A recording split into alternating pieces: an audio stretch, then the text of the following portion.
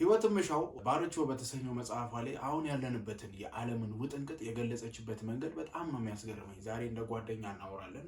ኦፍ ኮርስ ካሜራ ፊት ለፊት ደግኖ ቡና እንደሚጠጣ ሰው ማውራት ለኔ እጅግ በጣም ከባድ ነገር ነው። ለዛም ይመስለኛል ደጋግሜ የዩቲዩብ ቪዲዮ እየቀረጽኩኝ ፖስት ሳላረገው ምደልተው ማለት ነው። ሆፕፉሊ ይሄንን ግን እምደልተው አይሆንም። ባርቾ የሚለው መጽሐፍ ለህይወት ምሻውን ያለንበትን ውጥንቅጥ እንዴት ገለጸችው? ልጄ የቤት ስገባ አለች እኔ ልጄን በወለድኩ በሶስተኛው ወሩ ወደ ስራ እንድገባ ተገድጃለሁ። ህይወት ደግሞ አሁን ያለው የኑሮ ውጣ ውረድ ልጄን 3 ዓመት ሙሉ አጠገቡ ቁጭ ብዬ እንዳሳድገው እድሉን አይሰጠኝም። በ3 ወሩ ስራ ስጀምር ከስራ ስመለስ ባለወተቷ ሴት መጣች ሚል ይመስለኛል። ምክንያቱም እኔ ትከሻ ላይ እኔ አቅፌው እያለቀሰ ሞግዚቴ ትከሻ ላይ ግን መጽናናት ይጀምራል አለች። ምን አይነት ገለጻ ነው? ገባችሁ? ቀኑን ሙሉ አብራው የምትውለው ሞግዚት ናት። ስለዚህ እናቷ የምትመስለው ሞግዚቱ ናት ነው።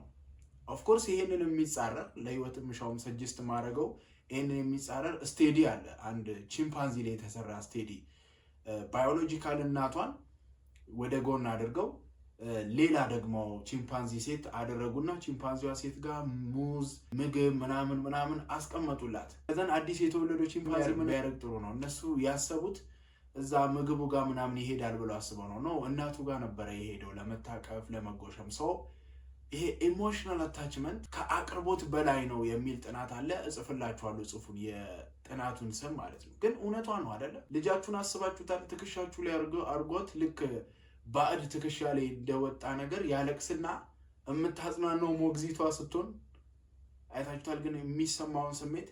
ስለዚህ አሁን በጣም ውጥንቅጥ የበዛበት ውጥረት የበዛበት ጥድፊያ የበዛበት ጊዜ ነው። ኢቭን አንድ ቶፒክ መጥቶ አይሰነበትም። ኦፍኮርስ ይታወቃል። ያ ጊዜያችሁን አልፈጅም። ከ10 እስከ 15 ደቂቃ ልክ ቡና እንደሚጠጣ ሰው 2 አንኳር ነጥቦችን እናነሳለን። እኔ በምድር ላይ ስንኖር በጣም ስማርት እንድንሆን ይረዱናል ብዬ የማስባቸው 2 በጣም ወሳኝ ነገሮች አሉ። አንደኛው ፍሮም ዘ ስቴዲ ነው፣ አንደኛው ፍሮም ዘ ኤክስፒሪየንስ ነው።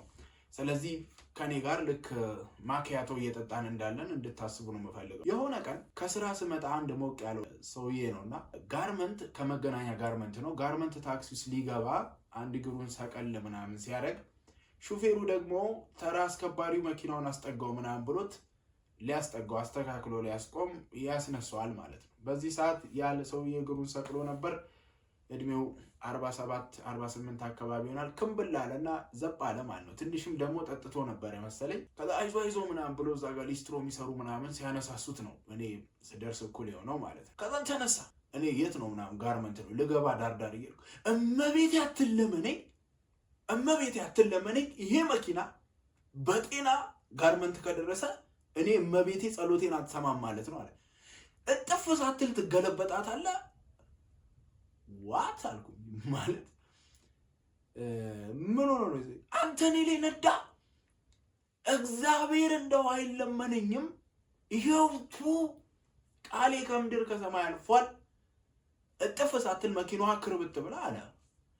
ምን የሚሉ ጸሎት ነው ይሄ? ባይዘ ይሄ the typical sign of hyperreligiosity ነው። of course ሃይፐርሪሊጂየሲቲ ማለት ምን ማለት እንደሆነ እናብራራ። ሃይፐርሪሊጂየሲቲ ማለት ዴሴም 5 ላይ ስፔሻሊ ስኪዞፍሬኒያ ላይ አላውቅም በአማርኛ ትርጉሙን አፉ በሉኝ። ይሄ የአእምሮ ከፍተኛ የሆነ የአእምሮ በሽታውን ምናልባትም በተለምዶ እብድ ብለን ጨርቃቸውን ጥሎ መንገድ ላይ የሚሄዱት ድምጽ የሚሰማቸው ሰው ማያየው ነገር የሚታያቸው ሰዎች ስኪዞፍሬኒያ ውስጥ ሊካተቱ ይችላሉ። እነዚህ ሰዎች ሃይፐርሪሊጂየሲቲ ቴንደንሲ ያለባቸው። ሃይፐርሪሊጂየሲቲ ማለት ምን ማለት ነው? እግዚአብሔር የኔን ድምጽ በቀጥታ ይሰማዋል። እግዚአብሔር እየመጣ ማታ ማታ ያናገረኛል። በሌላውም ሃይማኖት ቢሆን ይሄ ነው። በኔና በፈጣሪ መካከል ለየት ያለ ቁርኝነት አለ ምናምን የሚል ነው። እኔ ግን አሁን የምጠቀመው ሃይፐርሪሊጂየሲቲ እሱ አይደለም። ህይወትን ሰክሰስፉል ለማድረግ አይናችንን ኔሴንስ ለጥፋታችን ላለመሳካት ለምንወጣበት ከፍታና ዝቅታ ኃላፊነቱን እንድንወስድ የሚያደርግ ኮንሰፕት ነው ማነሳላችሁ። በመጀመሪያ አንድ ነገር ልንገራችሁ። እኔ ፈጣሪ ፌር ነው ብዬ አስባለሁ። አያዳላም ብዬ አስባለሁ። ኤቲስቶች ካላችሁ ደግሞ good for you like ዩኒቨርስ አያዳላም በሚለው እንትን። ፈጣሪ ግን አያዳላም ሲል አብዛኛው ኮሚኒቲ በሚያስበው መልኩ አስቤ አይደለም። ለምሳሌ ላስረዳችሁ። ብዙ ጊዜ እለዋለሁ እኛ ሀገር ያለው ተለምዶ በጣም ሃይፐር ሪሊጂየስ የሆኑ ሰዎች አጉል ሃይማኖተኛ እንደማለት ነው። በጣም የቀየጡት መንፈሳዊን ዓለምና ምድራዊን ዓለም። ይሄንን ቶፒክ ለምን እንደማነሳ ታውቃላችሁ? እንደ ሀገር በጣም የሚያኮራ ባህል የሚያኮራ ሃይማኖት ያለን ሰዎች ነን። በጣም አፕሪሼት የማደርገው እንደ ሃይማኖት ደግሞ ለሜንታል ሄልዝም በጣም ጠቃሚ ነገር የለም ምናምን፣ ግን ፎር ዘ ላይፍ ሰክሰስ አንድ ማጠር ያለብን መለየት ያለብን ጉዳይ ስላለ ነው። ለምሳሌ ሃይፐር ሪሊጂየስትን በኤግዛምፕል ሳስረዳችሁ፣ ነገ የስራ ኢንተርቪው ያለበት ጎረምሳ 2 ጎረምሶች ቢኖሩ አንደኛው ሌሊቱን ሙሉ ኢንተርቪው የሚሄድበትን መስሪያ ቤት ቪዥናቸውን ሚሽናቸውን አውጥቶ እንደገና ደግሞ ኢንተርቪው ቴክኒክስ ብሎ ዩቲዩብ ላይ ሰርች አድርጎ ቲፖችን ፈልጎ ከራሱ ፐርሰናል ኤክስፒሪየንስ ጋር እነዛ ትሪኮቹን አዋህዶ ሲለማመድ አድሮ የወጣ ነው። ሌላኛው ደግሞ ጸልዮ ሌሊቱን ሙሉ ጸልዮ ፈጣሪ አንተ እርዳኝ ሞገሱ ነኝ ምናምን ብሎ ቅጥቅጥ አድርጎ ጸልዮ የሄደው ነው። ከሁለቱ የቱ የሚያልፍ ይመስላችኋል? ኦፍኮርስ ሃይፐር ሪሊጂየስ ቴንደንሲ ያላችሁ ሰዎች የጸለየ ነው የሚሉት፣ ግን አይደለም። እንደዚህ አይነት ሃይማኖትን ብትበረብሩ ሃይማኖት ስለ መስራት ስለ መልፋት ሲስተምን አንደርስታንድ ጊዜን አውቆ ስለ መንቀሳቀስ በዲቴል ያወራል። ጸሎት አይጠቅምም ወይ? በጣም ይጠቅማል። ጸሎት it's a communication between you and the creator ነው። በእናንተና በፈጣሪ መካከል ያለ ኮሚኒኬሽን ነው። ግን ፈጣሪ ፌር የሚሆነው መች ነው? ለምድር የሰጣትን ህግ በመጠበቅ ነው። ለምሳሌ ይሄ ኢንተርቪው የሄደው ሰውዬ ከመዘጋጀቱ የተነሳ የመዘጋጀቱን ፍሬ ያገኛል። ይሄ የህይወት ህግ ነው። እናንተ ሌሊቱን ሙሉ ስለጸለያችሁ ሊቀጥራችሁ የነበረው ሰውዬ ጋር በሌሊት ሄዶ ምናምን እሱን ቅጠሩ አይነት ድራማ የሚሰራላችሁ የሚመስላችሁ ሰዎች that is bullshit። እንደዚህ አይነት ነገር የለም። ግን ያ እንደዚህ እኮ አይለጠጥም ስትል ኦፍ ኮርስ ይለጠጣል። እኔ በህይወት ውስጥ በጣም የተፈተንኩበት ጉዳይ ስለነበረ ነው። ያሺ የጸለዩ ሰውዬ ሄዶ ወድቆ ሲመጣ ምንድን ነው የሚለው ታውቃታላችሁ? ብዙ ጊዜ በቃ ፈጣሪ አልፈቀደም ለኔ ያለው እንጀራ አለ። ኦፍ ኮርስ ማንም የማንንም እንጀራ አይበላም ብዬ at some point አምናለሁ። ግን ሄዶ ኢንተርቪውን ወድቆ ሲመጣ ምንድነው ያጠፋው ጥፋት ብሎ ከመገምገም ይልቅ ምን ብሎ ይደፍኗል? ፈጣሪ ለኔ ያልፈቀደው። በህይወታችሁ ውስጥ በጣም ሰክሲድ ማድረግ ከፈለጋችሁ ቴክ the 100% responsibility ነው። እናንተ ላላችሁበት ሲቹዌሽንም ይሄ ባይ ዘ ዌይ ቤዚክ ሳይኮሎጂ ፕሪንሲፕል ነው። ኮንትሮል ማድረግ የምትችሉትን ነገር ሎከስ ኦፍ ኮንትሮላችሁን የቁጥጥር ሹፌሩን ወይም መሪውን ራሳችሁ ያዙት ነው። ኮንትሮል ማታ ለዛ እኮ ነው ሎ ኦፍ አትራክሽን በጠረባ የወጣው ከሳይኮሎጂ ውስጥ ማኒፌስቴሽን ምናምን። ምክንያቱም እናንተ ኮንትሮል የምታደርጉት ነገር ላይ አይደለም እያውጠነጠናችሁ ያላችሁት ነው። ሶ ሃይፐር ሪሊጂየሲቲ ሎከስ ኦፍ ኮንትሮልን ከእናንተ ያወጣውና አት ሰም ፖይንት ለፈጣሪ ይሰጠዋል ነው። ለፈጣሪ ታዲያ መስጠቱ ምንድነው ስትልላችሁ፣ ፈጣሪ በጸለያችሁ ቁጥር እየመጣ የሆነ ነገር የሚሰጣችሁ ቢሆን ኖሮ ላልሰጠው ሰው ይወቀስ ነበር። ይሄ እኮ ግልጽ ነው። እኔም እናንተም ጠይቀን ለእናንተ አጌንስት ደ ፕሪንሲፕል ለዓለም ከሰጣት መርህ በተቃራኒ መጥቶ ረዳችሁ ማለት እኔን ዝም በማለቱ ሊወቀስ ነው። ጸሎት ምንድነው መሆን ያለበት? ፈጣሪ የሆነን ነገር ስትፈልጉ ያንን ነገር ልታገኙ የምትችሉበትን ፕሪንሲፕል ወይም መርሆቹ ላይክ በእንደዚህ አይነት ቪዲዮም ይሆናል፣ በፍሬንድ ኮንቨርሴሽን ሊሆን ይችላል። በተለያየ መንገድ ወደ መርሁ ልቦናችንን መለስ እንድናደርግ እንዲረዳን ብንጸልይ which is very wonderful ማለት ነው። ስለዚህ የመጀመሪያው ላይፍ ላይ በጣም ስማርት የሆነን ሰክሲድ ያደረጉ ሰዎች ሪስፖንሲቢሊቲውን ራሳቸው የወሰዱ ናቸው። ስለዚህ ከፈጣሪ ጋር ያላችሁ ቁርኝነት ወንደርፉል ነው፣ ግን ደግሞ ፕሪንሲፕል ነው። ፕሪንሲፕል ነው። ከቤተ ክርስቲያን ስትመጣ ከምሽቱ 4 ሰዓት ላይ የሆነች ሴት ተደፈረች። ማን ነው የሚወቀሰው? አሁን ብዙዎቻችሁ ከጭፈራ ቤት ብንኖረው እሷ ነው የምትሉት። ከቤተ ክርስቲያን ግን ከሆነ ገባችሁ? የሆነ ጉዳይ አለ። አሁን በቃ ከምሽቱ 4 ሰዓት ላይ ለሴት ልጅ በከተማ ውስጥ ዞር ማለት አደጋ ነው። ደንበር ገተር ያለው ሰውዬ መጠጡን ምናምን ሳያረግበው ምናምን የሚንቋለልበት ሰዓት ነው። ጨለማ ክፉ ነገሮች የሚሰለጥኑበት ሰዓት ነው። ስለዚህ ይሄን አንደርስታንድ አድርጋ ወይ ሊጠብቃት ከሚችል ሰው ጋር መሄድ ወይ አለማርፈድ ደግሞ ትወዝ ሪስፖንሲቢሊቲ ያ ኃላፊነት ሊመር ይችላል። አይ ነው በእንደዚህ አይነት ፓዝ ውስጥ ያለፋችሁ ሰዎች ትኖራላችሁ። ሊደብራችሁ ይችላል። ግን ፈጣሪ ብዙ ጊዜ ጣልቃ የማይገባው እኔ አክቹዋሊ ዴይስት አይደለሁም። አሁን ዴይዝሞች እንደዛ ነው የሚሉት። ዴይስቶች ምንድን ነው የሚሉት? ፈጣሪ ዓለምን ፈጥሯታል፣ ከዛ ለመርህ ትቷታል፣ ዞሮ ተኝቷል አይነት ሙድ የሚያራምዱ ናቸው። ዴይዝም ክርስቲያን ዴይዝም ይባላል። እኔ እንደዛ አይደለሁም። ፈጣሪ ኦፍ ኮርስ ጣልቃ ይገባል። መች ይገባል ግን አናውቅም። በራሱ ሰዓት ይገባል። ነገርየው ሞር መንፈሳዊ ዓለም ከሆነ ጣልቃ ይገባል ብዬ አስባለሁ እንጂ እኔ 100% ልንገራችሁ ፈጣሪ የእናንተ በእግር መሄዳችሁና በመኪና መሄዳችሁ የሚያስጨንቅ አይመስለኝም። ይህንን አለማየሁ ገላጋይ ዋልያ ላይ ቀርቦ ምን አለ? እኛ አለ የኮንሽስነስ ሌቭላችን ከሃይማኖት ጋር ተያይዞ ታች መውረዱን የምታውቁት አለ ተረትና ምሳሌያችን ነው አለ። ፈጣሪ ሲቆጣ በዝናብ አር መጣ የሚል አባባል አለ። እሱ እንደውም አር ለማለት አፍሮ ነበረ። የተባረከ ሰው። እኛ ወጣቶች አንሰማም እንደዚህ አይነት ነገር።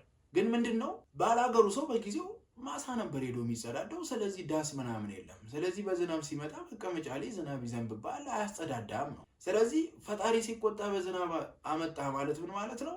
ኢንኮንቪኒየንስ ታይም ላይ ያመጣብህ ነው። ካን ዩ ኢማጂን ላይክ ፈጣሪ የሚያክል ነገር ሰገራ ውስጥ ገብቶ የሆነ ነገር በዝናብ ሲያመጣ። ይሄ ግን ምን መሰላችሁ? ለጭዌ የሚበሉት ለቀል ግን የህዝቡን ኮንሽስነሳችንን ነው የምታዩት። የህዝባችንን ኮንሽስነስ ሰገራ ላይ ጣልቃ ያስገቡ ሰዎች ሰውየው በራሱ ምክንያት በራሱ አለማወቅ ምክንያት በራሱ የሆነ ነገር አለመከተል ምክንያት ሰብሉ ሲደርቅማ እንዴት ፈጣሪን አያስገባው?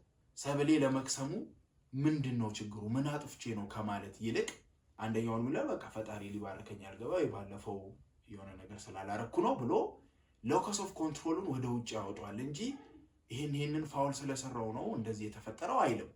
this is the biggest problem የሃይፐር ሪሊጂየሲቲ ማለት ደግሞ የሚገርማችሁ ደግሞ ማለት ነው የሄኖክ ዲያቆን ሄኖክ ኃይሌንም መጽሐፎች አንብቤያለሁ። ፖድካስቶቹ ላይ ተጋብዞ ሰምቻለሁ።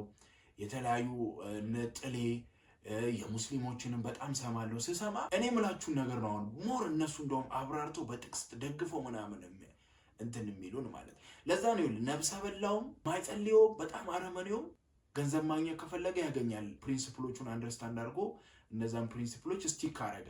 እዚህ ጋር ደግሞ የሆነ ሰው እየጸለየ ምናምን እያለ ግን አሰራሩን ካላወቀ እድሜ ልኩን አያገኝም። ለምን ፈጣሪ እዛ ጋር መጥቶ ደገፍ አላደረገውም ስትል because he's fair ገባ። ያኛው አረመኔ ነው ብሎ አይነጥቀውም። ምክንያቱም ዓለም የምትሰራበትን ህግ አሳይቶ ሰጥቶናል። ገባችሁ አይደለ? ስለዚህ አረመኔ ቢሆንም ያንን ህግ እስከሰራበት ድረስ ያፈራበታል ነው። ጨረስኩኝ። ሌላ በጣም ብታዳብሩት በጣም ደስ የሚለኝ being an observant ነው። አሁን ብዙ ጊዜ ሰዎች ወደ ሚዲያ መተው በማያውቁትም ነገር ሐሳብ ከመስጠቱ ወደ ኋላ አይሉ ሰዎች። ምናልባት እኔ ይህንን ቪዲዮ ለመስራት ሳስብ 1 ሳምንት 2 ሳምንት ሪሰርች አድርጌ አስቤበት ጥሩዋን ሙድ አሪፏን የስሜቴን ታይም ጠብቄ ምናምን ሊሆን ይችላል። ለምን እንደዛውን ግን ብትሉኝ ባይ ዲፎልት ከልጅነቴ ጀምሮ I build like an observant type of personality አሳድጌያለሁ ብዬ አስባለሁ። ያብስራን የሚያቀኝ ሰው ያውቀኛል። ብዙ ሰው ሲሰበሰብ በተለይ ደግሞ ከነሱ የሆነ ነገር እንደምጠቀም ከተሰማኝ ኮምፕሊትሊ ምንም የማላቅ ሰው ነኝ በዛ ቦታ። I just observe። ለምሳሌ የሆነ ሰው ባረባው ሰው የሚወደድ ከሆነ ጭንቅላቴን እስኪ በጠብጠው ድረስ ይሄ ልጅ እሱም ማያውቀው እኛም ያላስተዋል ነው ምን እያደረገ ነው ሁሉም ሰው ሊወደው ይቻለው ብዬ ቀናቶች ልከታተለው ይችላል። አንዳንዴ እንደውም ከዛ ሰውዬ የሆነ ነጥብ ይዤ ለሰውየው ነገርው አያውቀውም እሱ አንኮንሺየስሊ ግን ያደርገዋል። ተረዳችሁኝ አይደል? ገንዘብ የሚሰራን ሰው በጣም በሰፈር ውስጥ የሚታመንን ሰው በጣም ተግባቢውን ሰው ስራዬ ብላችሁ ኦብዘርቭ ካደረጋችሁ there are a lots of things እናንተ የምትማሩት ማለት ነው። ተረዳችሁኝ አይደለ? ስለዚህ ኦብዘርቨር መሆን ላይክ ነገሮችን በአንጥሮ መመልከት ማለት ነው። እኔ አይ ሪመምበር አሁን አንድ አፋር አንዴ ስሰራ በጣም ማከብሮ አንድ ሰው ነበርና ስሙን እዚህ ጋር መጥቀስ አልፈልግም። በጣም ቀልደኛ ነው፣ በጣም ይሰራል፣ በጣም ባውንደሪ ቢልድ ያደርጋል። ደግሞ እንደሚቀልደው ሰው አይዘልፈውም። እኔ ደግሞ አንዳንዴ ስቀልድ አንዳንዴ ቁም ነገር ሰራ ምናምን የዛሬ 3 ዓመት አካባቢ ነው ባውንደሪ ፕሮቴክት ማድረግ ሰዎች ቀልድ ምናምን ሳሳያቸው ዲስሪስፔክት ሲያደርጉኝ እያዩ የተቸገርኩበት ጊዜ ነበርና ኤጄ እከሌ አንተ ትቀልዳለህ፣ በተመሳሳይ ሰዓት ደግሞ ቁም ነገረኛ ነህ፣ እንዴት ነው ባውንደሪ ልታስጠብቅ የቻልከው ብዬ ጠየቅኩት ማለት ነው። በጽሁፍ ደረጃ ምንም የሚነግረኝ ነገር አልነበረውም።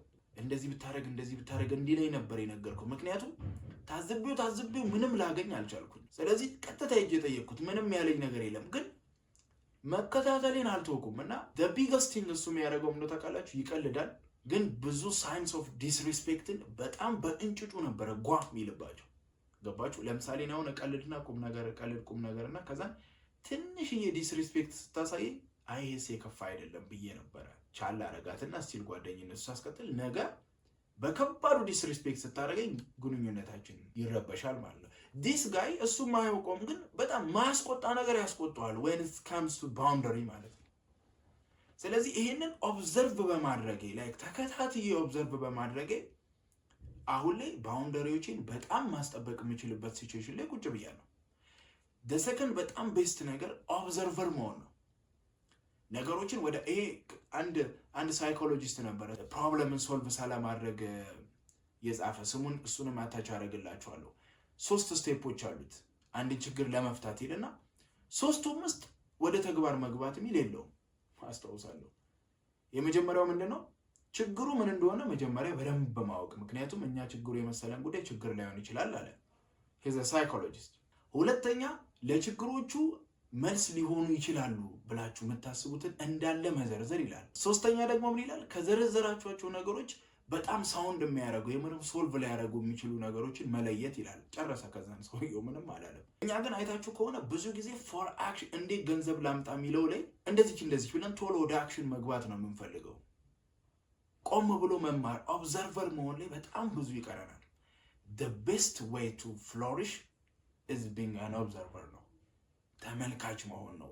ኑሮን ላይክ ፉሊ ፕሬዘንት አድርጎ የሆነ በጣም ኮንሰርንድ ለሆናችሁበት ነገር ፉሊ ፕሬዘንት አድርጋችሁ ያንን ነገር መከታተልና ማየት ነው ሰዎችን ወደ ስማርት ሌቭል ፑሽ የሚያደርጋቸው ብዬ አስባለሁ። አይ ሆፕ እንደ ቡና ይሄ በጣም ቆንጆ ነው።